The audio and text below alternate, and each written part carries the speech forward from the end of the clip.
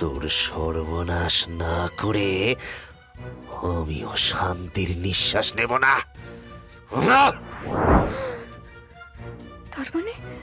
তার মানে আমার আশঙ্কাই সত্যি। কিন্তু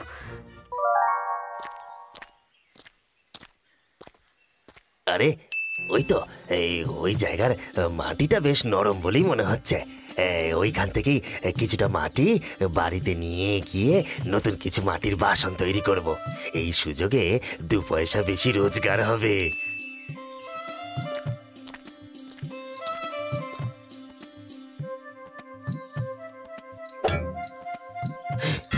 কি হলো?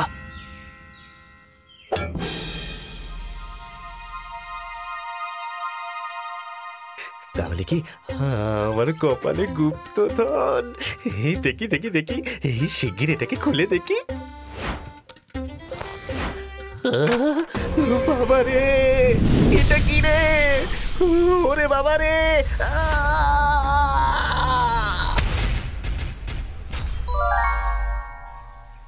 আচ্ছা শুনছো, আমার ফিরতে একটু দেরি হবে, তুমি খেয়ে নিও কিন্তু। তো তোমারও যেমন কথা, তুমি ওখানে খেটে খুটে না খেয়ে ঘাম ঝরিয়ে কাজ করবে, আর আমি বুঝি ভরপেট খেয়ে আরাম করে ঘরে শুয়ে থাকবো? আরে আমি তো মাঠে কাজ করব, তাই আসতে একটু দেরি হবে। তাই বলে কি তুমি না খেয়ে দিয়ে বসে থাকবে? পাগলি কোথাকার। দরকার হলে না খেয়ে দিয়েই বসে থাকবো। স্বামীকে ফেলে খেয়ে নেওয়ার মেয়ে মানুষ আমি নই, বুঝলে? অত স্বার্থপর আমি হতে পারবো না। আরে বাবা, আচ্ছা আচ্ছা, বেশ বেশ বেশ। এই নাও, এই ঘটিখানা তো ভুলে যাচ্ছিলে। হ্যাঁ দাও দাও দাও, বেশ বেশ বেশ, আমি আসিব। হ্যাঁ, সাবধানে যেও। দুগ্গা দুগ্গা। এই ছিল কেশব আর রাধার সংসার। দুজনের সুখী ঘরকন্যা দেখে গ্রামের কত লোক যে হিংসে জ্বলে যেত তার ঠিক নেই। কিন্তু লোকের বিষ দৃষ্টির থেকে অনেক দূরে রাধা আর কেশবের সংসার ভালোই চলছিল। দিনের প্রায় অর্ধেক পেরিয়ে গিয়েছিল। সূর্যের প্রখর তাপের থেকে বাঁচতে কেশব তখন বড় বটগাছের তলায় জিরানোর জন্য বসে 1 ঘটি জল মুখে ঢেলেছে মাত্র। আর জল খেয়ে পেট ভরাতে হবে না, খাবার এনেছি, খেয়ে নাও। এ কি, তুমি এই দুপুরে এখানে? কেন? তুমি সারাদিন ধরে মাথার ঘাম পায়ে ফেলে পরিশ্রম করতে পারো, আর আমি বুঝি এইটুকুও করতে পারবো না? নাও দেখি, নাও এবার হাত মুখ ধুয়ে খেয়ে নাও তো। সত্যি বাবা, আগের জন্মে কি পুণ্যি করেছিলাম কে জানে, নইলে এমন বউ খুব কম লোকের ভাগ্যেই জোটে। ইস, মোটেই না। সৌভাগ্য তো আমার, নইলে তোমার মতো স্বামী কজন্মে পায় বলো তো? আর এবার মনে হয় ভগবান আমাদের ভাগ্যে আরো একটা সুখ দিতে চলেছেন। আর একটা সুখ দিতে চলেছেন? তার মানে কি সুখ গো? মা বাবা হওয়ার সুখ গো। তুমি বাবা হতে চলেছো। হ্যাঁ? কি? এটা কি বলছো তুমি? আমাদের বউ বউ বউ, আমি যে কত খুশি আমি তোমাকে বলে বোঝাতে পারবো না। তুমি আমার জীবনের সব থেকে বড় আনন্দ দিয়েছো। সত্যি বলছি, আমি আমার জীবনের সব থেকে বড় উপহার হলে তুমি। তুমি কি যে বলো! তুমি আছো বলেই তো আমি আছি গো। সারা জীবন এইভাবেই আমরা পাশে থাকবো, আর কিছুই চাই না। আমি আছি তো বউ। এবার খেয়ে নাও তো। এবার থেকে কিন্তু নিজের সাথে সাথে আমার সন্তানেরও খেয়াল রাখতে হবে। খুব সাবধানে থাকবে, বুঝেছ? বুঝেছি গো, বুঝেছি। নাও দেখি, এবার খেয়ে নাও, অনেক বেলা হলো।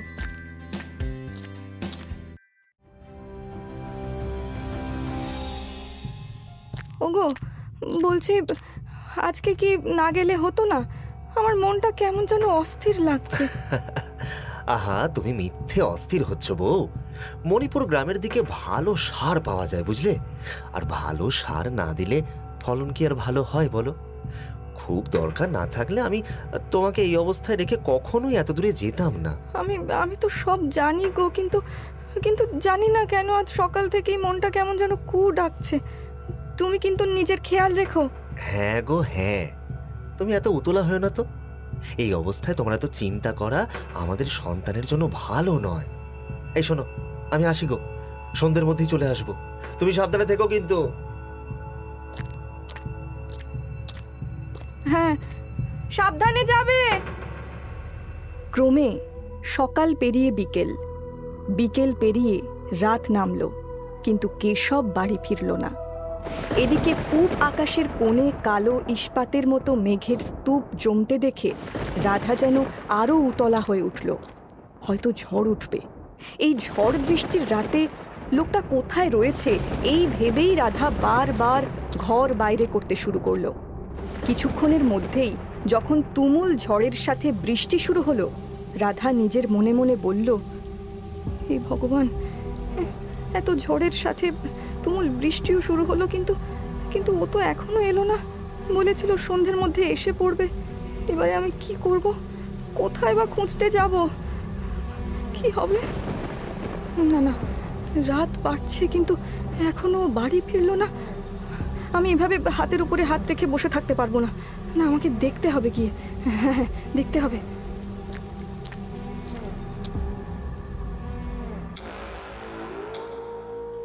কে রে? এই ঝড় বৃষ্টির রাতে কে হ্যারিকেন নিয়ে যায়? জ্যাঠামশাই, আমি রাধা। রাধা বৌমা? উমা, এই রাতে পোয়াতি অবস্থায় একা একা কোথায় যাচ্ছ? কেশব কোথায়? ওকেই তো খুঁজতে যাচ্ছি জ্যাঠামশাই। সেই কোন সকালে ঘর থেকে বেরিয়েছিল, এখনো ফেরেনি। তার উপরে এত ঝড় বৃষ্টি, কি জানি কোথায় রয়েছে। আহা, এই অবস্থায় একা যেও না বৌমা, চলো আমিও তোমার সাথে যাচ্ছি। অবস্থা দেখেছো বৌমা? পথের মাঝে কেমন ভাবে গাছের বড় ডালটা ভেঙে পড়েছে, কিন্তু গাছের ডালের নিচে কেউ একটা পড়ে রয়েছে যেন। হ্যাঁ জ্যাঠামশাই, কিন্তু ওর ওর জামাটা যে। জ্যাঠামশাই,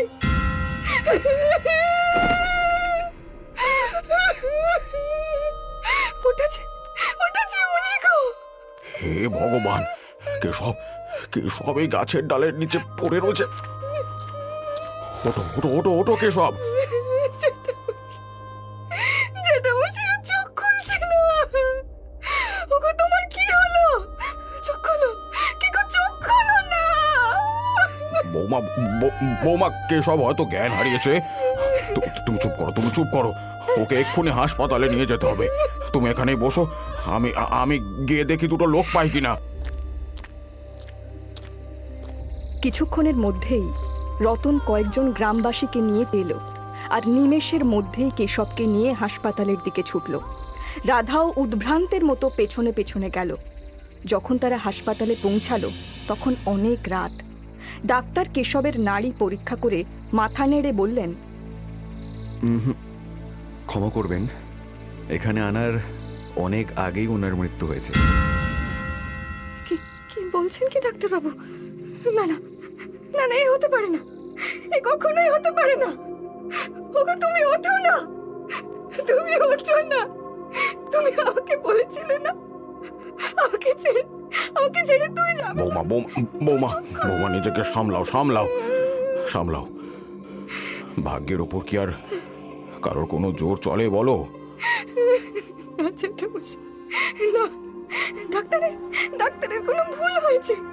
ডাক্তারের কোনো ভুল হয়েছে। ও আমাকে একা রেখে চলে যেতে পারে না, কিছুতেই পারে না। নথি লিখন কি আর পাল্টানো যায়?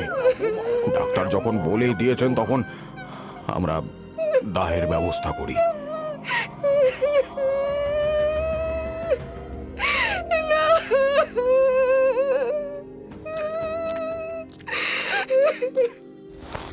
কি হলো? মনে হলো যেন কেশবের আঙুলটা নড়ে উঠল।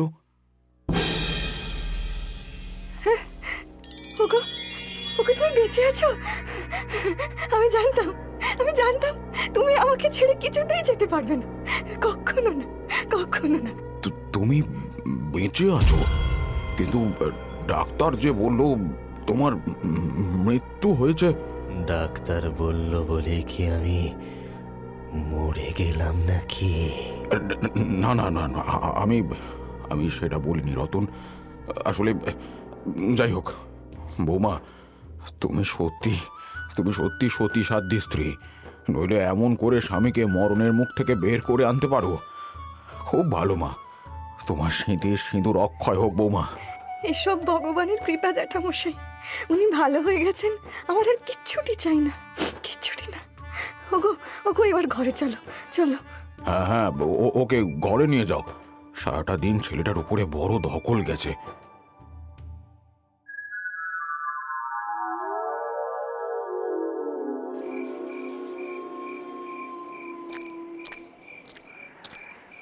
আমার খুব খিদে পেয়েছে, ঘরে কিছু খাবার আছে? হ্যাঁ, ঘরে সব খাবার একদম তৈরি আছে। তুমি আসবে বলে আমি খাবার নিয়ে অপেক্ষা করছিলাম, দুজনে একসাথে খাবো বলে। আর এত কথা কেউ শুনতে চেয়েছে? যেটুকু বলা হয়েছে সেটুকু করো, তাড়াতাড়ি খেতে দাও। পরের দিন থেকেই রাধা তার স্বামীর ব্যবহারে অদ্ভুত পরিবর্তন লক্ষ্য করল। সব সময় সে চুপচাপ বসে রয়েছে, কাজেও যাচ্ছে না। এমনকি রাধার সাথে সে ভালো করে দুদণ্ড কথা পর্যন্ত বলছে না। যেটুকু বলছে নয় রেগে, নইলে খারাপ ভাবে। বিকেলবেলায় রাধা কেশবের জন্য 1 কাপ চা করে নিয়ে গিয়ে বলল, ওগো এই নাও তোমার চা।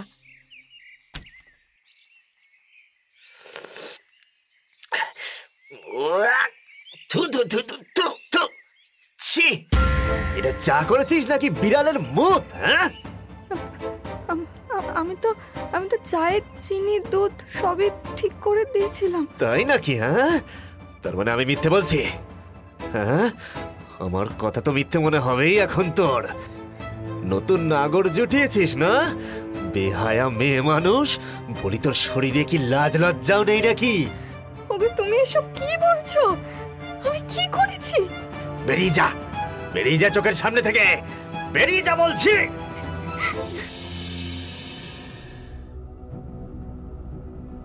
এটা আমি ওর মধ্যে কার ছায়া দেখলাম? না না না না না, এটা কি করে হতে পারে? এটা কি করে হতে পারে? কিন্তু ওর কথা, ওর ভাষা, ওর আচরণ সব যে ওর মতো। হে ভগবান, এসব কি হচ্ছে? এসব কি হচ্ছে?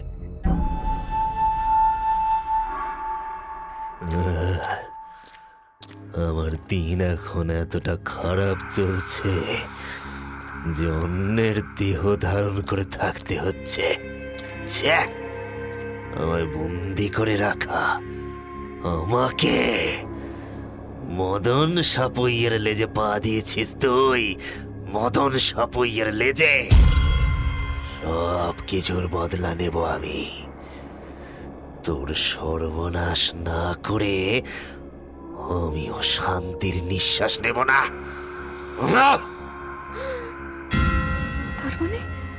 তার মানে আমার আশঙ্কাই সত্যি। কিন্তু কিন্তু এটা কি করে সম্ভব? না না না না, আমাকে এক্ষুনি এইসব রতন জ্যাঠাকে জানাতে হবে। হ্যাঁ হ্যাঁ, এক্ষুনি জানাতে হবে।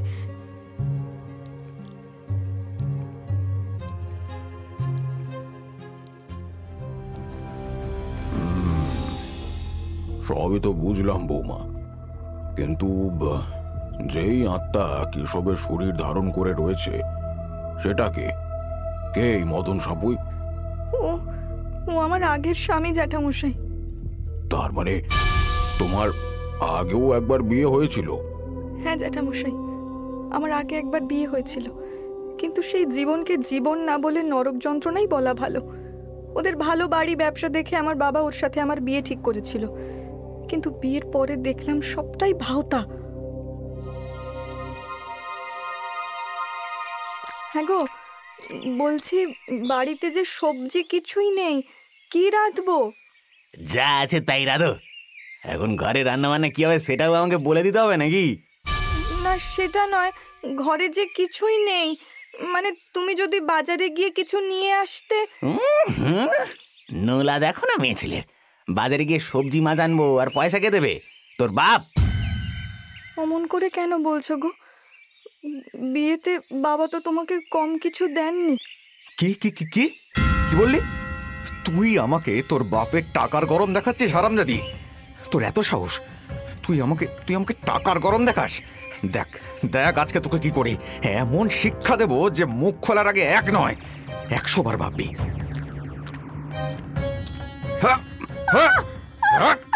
হারামজাদি, আমার ভুল হয়ে গেছে, আমাকে ছেড়ে দাও, লাগছে। আরো লাগবে, আমাকে ছেড়ে দাও। আরো লাগবে। এই নে, এই নে, আর মুখ খুলবি? এই নে, এই নে। এরপরে এরকম ঘটনা যেন নিত্যদিনের গল্প হয়ে দাঁড়ালো। পান থেকে চুন খসলেই আমার কপালে জুড়তো মারধর, অশ্রাব্য ভাষায় গালিগালাজ। কিন্তু বাবার সম্মান, লোকলজ্জার ভয়ে কোনোদিন আমি ছেড়ে চলে যেতে পারিনি। এইভাবেই কাটতে থাকলো আমার নরক ভোগ। তারপরেই একদিন সর্বনাশ হয়ে গেছে বউটার। মদন দাদা নৌকা ডুবিতে মারা গেছেন। হায় হায় হায় হায় হায়, এ কি হলো? কি বললি তুই? কি বললি তুই? না না না না, এ হতে পারে না, এ হতে পারে না। ওর মৃত্যুর খবর শুনে তখন বিধ্বস্ত হয়ে গেছিলাম ঠিকই, কিন্তু আজ আপনাকে বলতে দ্বিধা নেই জ্যাঠামশাই। দুঃখের থেকে মনে হয় মুক্তির আনন্দই বেশি পেয়েছিলাম সেদিন। কিন্তু ওই যে আমার কপালে হয়তো ভগবান শান্তি লিখতে ভুলে গেছেন, তারপর থেকেই শুরু হলো নতুন উপদ্রব।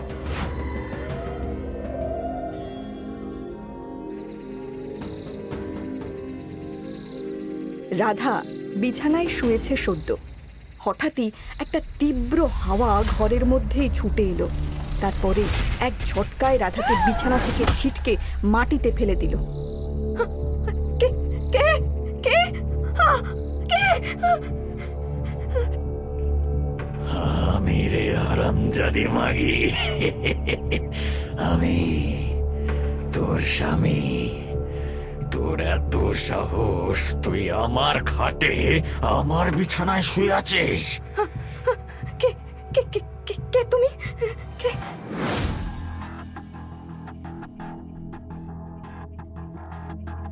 তুমি তুমি তুমি ফিরে এসেছো? কি কি ভেবেছিলি আমি মরে গেছি বলে যা ইচ্ছে তাই করবি? কোনোদিন না, আমি তোকে কোনোদিন শান্তিতে থাকতে দেব না, কোনোদিন না। আমি তোমার কি ক্ষতি করেছি বলো তো? বেঁচে থাকতে তুমি আমাকে এক মুহূর্তের জন্য শান্তি দাওনি, আর এখন তো আরো শান্তি দেব না। তোর জীবন আমি নরক করে দেব, নরক। এত সহজে তুই আমার হাত থেকে রক্ষা পাবি না, পাবি না।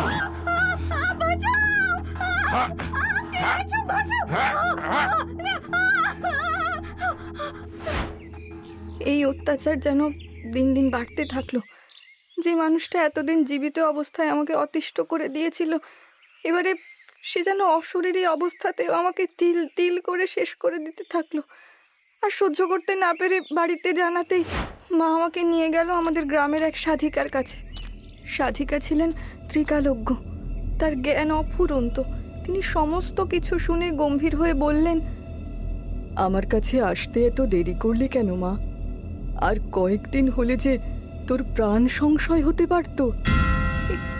এটা আপনি কি বলছেন মা? ঠিকই বলছি। তোর স্বামী এক অত্যন্ত নিকৃষ্ট প্রকৃতির মানুষ ছিল। মরে গিয়েও সে এক বাজে আত্মা হয়ে গেছে, আর সে তোর ক্ষতি না করে কিছুতেই নিশ্চিন্ত হবে না। সে কি? তাহলে তাহলে আমি কি করব মা? কি করলে আমি ওর থেকে রক্ষা পাবো? আমি যে আর সইতে পারি না মা, আমি যে আর পারি না। কাঁদিস না মা, আমি আছি তো। আমি ওই শয়তান আত্মাকে মন্ত্র বলে এমনভাবে বন্দি করব যাতে আর কোনোদিন সে তোর ক্ষতি করা তো দূর, ক্ষতি করার বিষয়ে কল্পনাও করতে পারবে না। তারপরেই সেই সাধিকা মা মন্ত্র বলে ওর আত্মাকে বন্দি করে দক্ষিণের জঙ্গলের এক অর্জুন গাছের নিচে পুঁতে দিয়েছিলেন। সেই থেকেই আর সে আমায় বিরক্ত করেনি। এরপরেই মা বাবা আমাকে নতুন জীবন শুরু করার জন্য বোঝায়, আর কেশব সব জেনে শুনেই আমাকে বিয়ে করে। সুখী সংসার যে কি আমি ওর সাথে থেকেই অনুভব করেছি। সবই তো ভালো ছিল, কিন্তু আজকে এতগুলো বছর পরে ও কোথা থেকে এলো জ্যাঠামশাই? এর উত্তর খুঁজতে হলে আমাদের যে সেই জঙ্গলে গিয়ে দেখতে হবে বৌমা। চলো আমরা একসাথে সেখানে গিয়ে দেখি, তারপরেই না হয় কোনো সিদ্ধান্ত নেওয়া যাবে।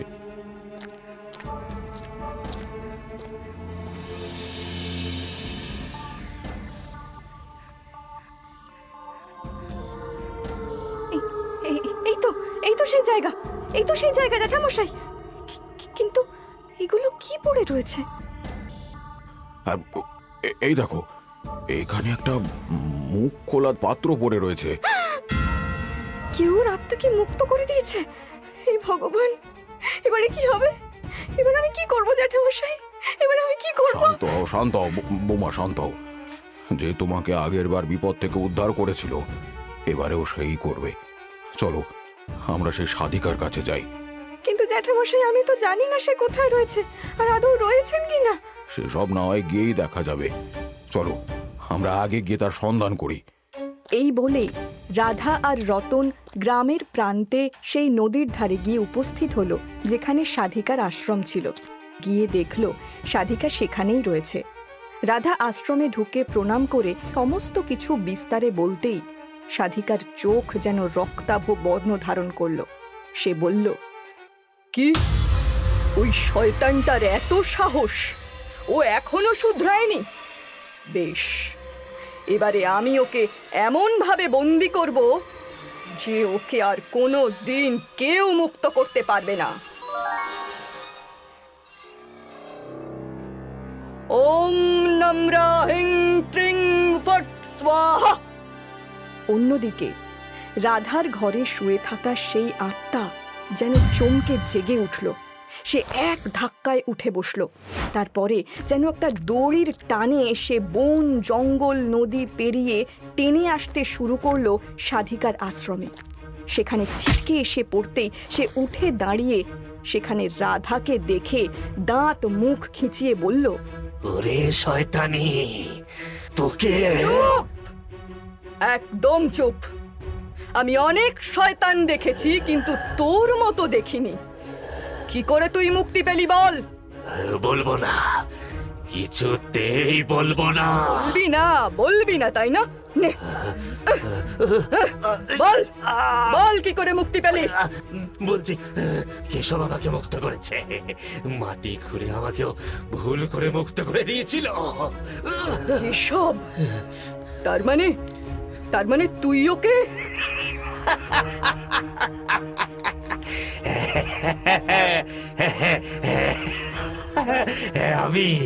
আমি ওই বৃষ্টির রাতে ওর মাথায় গাছের ডাল ফেলে দিয়েছিলাম, আর ও ডাল চাপা পড়ে মরে গেছিল। আর আমি ওর শরীরে ঢুকে ওই হারামজাদিকে শায়েস্তা করতে চেয়েছিলাম। ও নতুন সংসার বেঁধেছে, ওকে আমি শেষ করে দেব।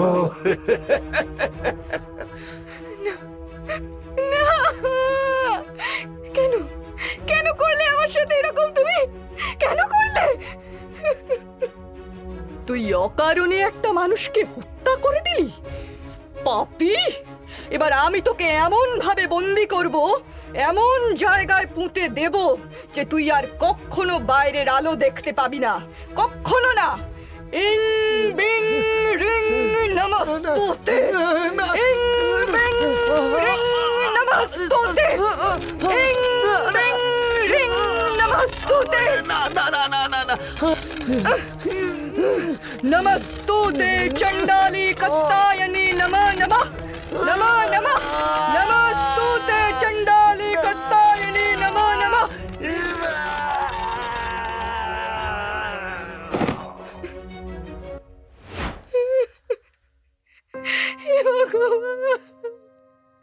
আমার কি সর্বনাশ হলো! ও কি কথা মা? তুমি মা হতে চলেছ, এই কথা বলা যে অন্যায়। হ্যাঁ বৌমা, নিজের জন্য না হোক, তোমার ভেতরে যে একটা প্রাণ রয়েছে তার কথা ভেবে এমনটা বলো না। কেন জ্যাঠামশাই, কেন বারবার কেন আমার সাথে এরকম হয়?